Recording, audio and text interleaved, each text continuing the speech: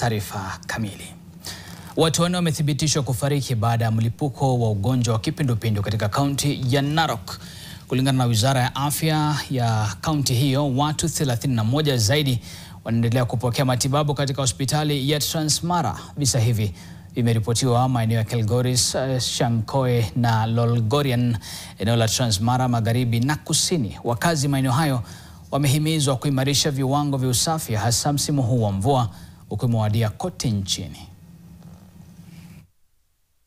Ya ugonjwa wa kipindupindu kutoka saa hizi tunasema hoteli zote katika Kilgoris town pamoja na wale watu ambao wanazungusha chakula kufanya hawking isimamishwe mara moja hadi ugonjwa wa kipindupindu utakapoangamizwa katika kaunti yetu.